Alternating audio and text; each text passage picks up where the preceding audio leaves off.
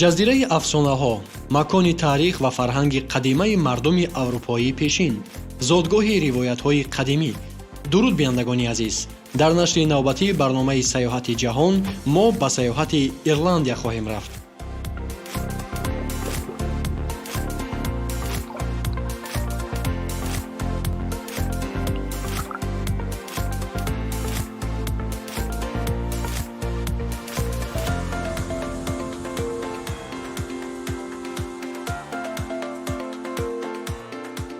Ирландия як кишвари мустақил дар Аврупо буда, номи расмии он Ҷумҳурии Ирландия мебошад. Пойтахти кишвар шаҳри Дублин аст. масоҳати умумии он тақрибан 71 000 километри мураббаъро ташкил медиҳад. забони расмии Ирландия ирландӣ ва англисӣ буда, воҳиди пулии он евро мебошад. ин кишвар дорои низоми идоракунии ҷумҳурии парлумонӣ мебошад ки президенти кишвар ба ҳайси сарвари давлат ва нахуст вазир роҳбари ҳукумат аст. Ирландия яке аз кишварҳои дорои иқтисоди пешрафтаи Аврупо мебошад. саноати технологияи баланд, молия, сайёҳӣ ва кишоварзӣ аз соҳаҳои муҳим ба шумор мераванд. ин кишвар инчунин маркази бузурги ширкатҳои байналмилалӣ буда, пойтахташ яке аз марказҳои асосии тиҷоратӣ ва молиявии Аврупо мебошад.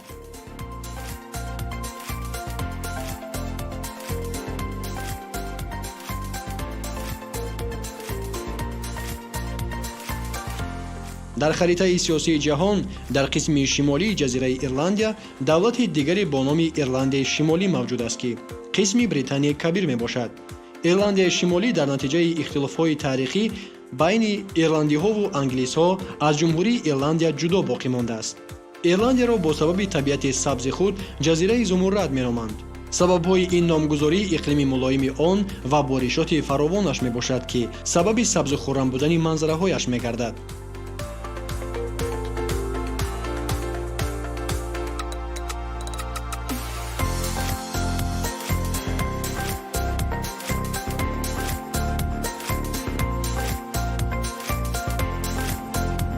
Ирландия яке аз он кишварҳост ки фарҳанги қадимаи мардуми аврупоӣ пешин дар он то ҳол зинда аст. ин мардуми қадим беш аз 2500 сол пеш дар ин сарзамин зиндагӣ мекарданд ва фарҳанги бой, алифбои нодир ва афсонаҳои беназир доштанд.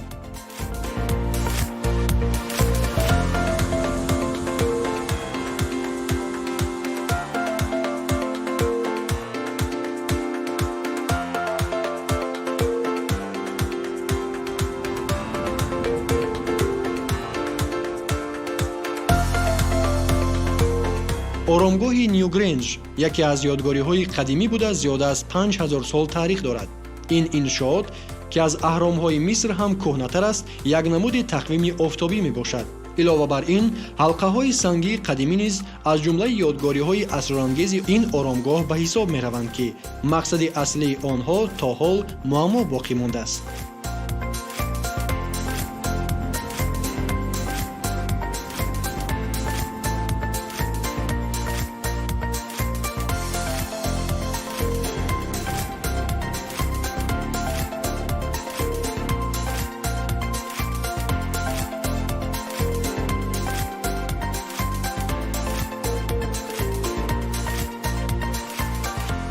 ҳуруфи нодири мардуми аврупоии пешин дар сангҳо ва ашёҳои қадимӣ ҳаккокӣ шуда, таърихи нахустин дастхатҳоро дар ин кишвар бозгӯӣ мекунад.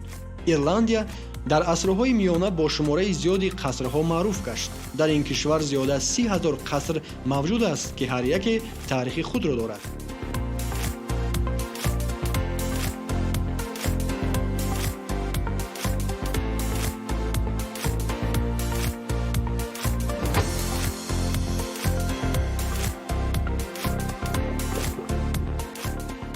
қасри Бларни.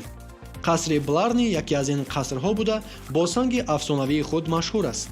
бовар меравад ки агар касе онро бибусад, ҳунари суханронӣ ва боваркунониро ба даст меорад.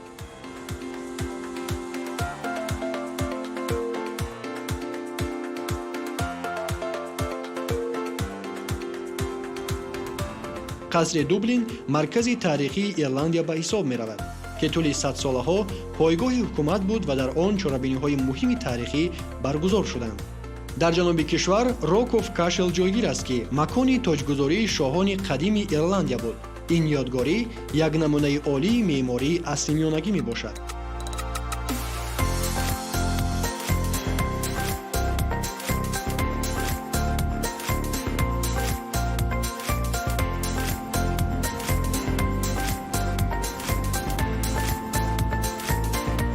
қасри эшфорд ки дар иҳотаи кӯлҳо ва ҷангалҳо ҷойгир аст, имрӯз ҳамчун яке аз меҳмонхонаҳои боҳашаматтарин истифода мешавад.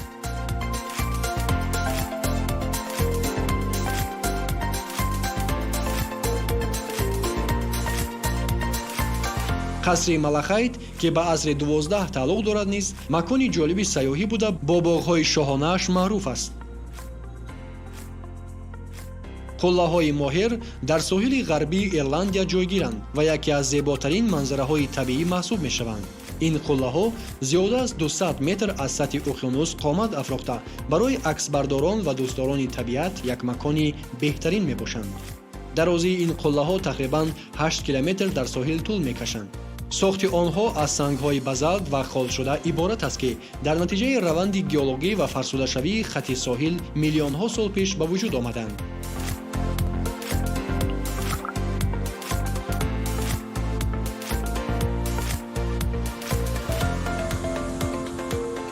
роҳи азимҷусаҳо ки бо ташаккули нодири сангҳои шашкунҷаи базалтӣ маъруф аст, тибқи ривоят аз ҷониби як бузургҷуссаи афсонавӣ бо номи Фин Маккул сохта шудааст. ин макон ҳамчун яке аз ҷойҳои аҷоибтарини табиии ҷаҳон эътироф гардидааст.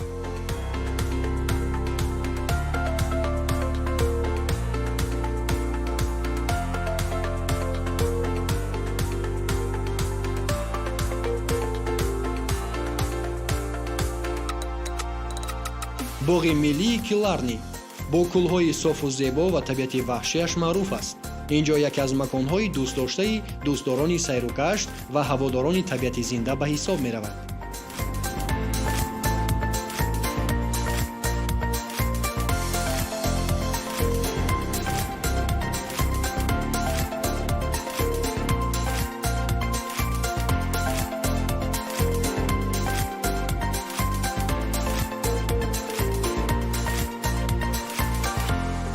ҷазираҳои Аран дар ғарби Ирландия дар вилояти Галвей дар уқёнуси Атлантик ҷойгиранд ва таърихи қадимаи ин кишварро ҳифз намуданд.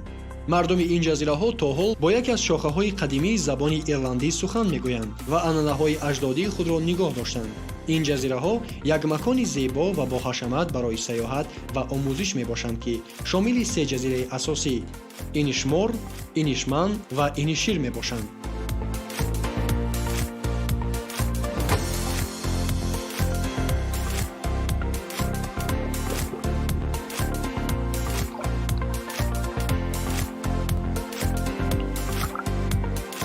ҷазираҳои Аран барои таъриху фарҳанги бои худ машҳур мебошанд.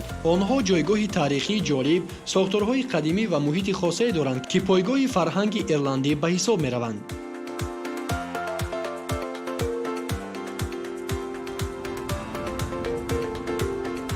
кӯҳҳои Виклов низ аз шумури мавзеъҳои ҷаззоб буда, бо дарёҳо ва кӯлҳои мусаффо шӯҳрат доранд. ин мавзеъ барои сайругашт ва сайёҳоне ки мехоҳанд табиати нотакрори Ирландияро эҳсос кунанд хеле ҷолиб мебошад.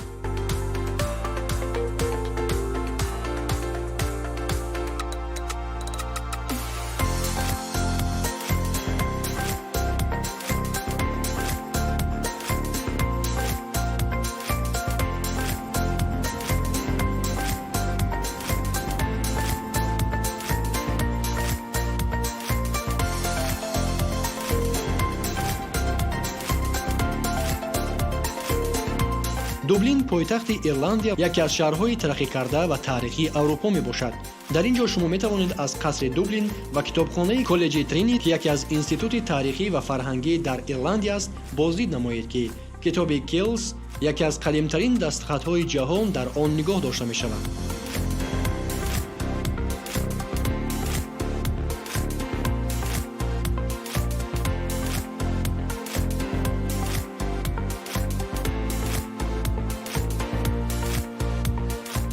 китобхона на танҳо барои таҳсил ва муҳаққиқон муҳим аст, балки барои сайёҳон ва фарҳангдӯстон як макони ҷолиб ва маъруфи сайёҳӣ мебошад. шаҳр бо роҳравҳои таърихӣ, биноҳои зебо ва муҳити зиндаи фарҳангӣ маъруф аст.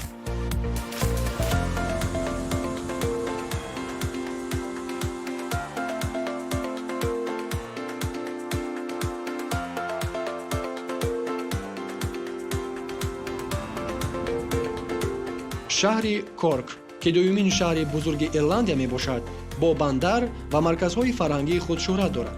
дар ин ҷо бозори англисӣ ки аз асри 18 боқӣ мондааст, воқеъ гардидааст.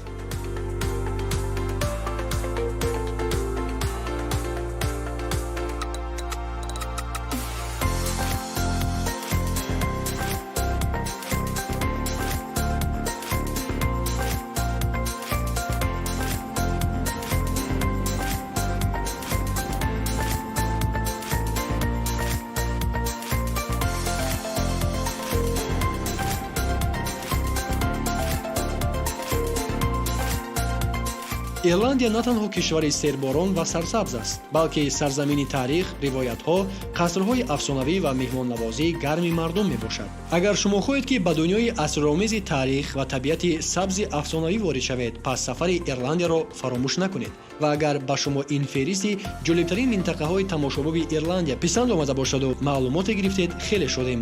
бо умеди сайёҳат боз ба дигар кишварҳои дунё ва ҷустуҷӯи маълумотҳои наву ҷолиб то барномаҳои ояндаи сайёҳати ҷаҳон.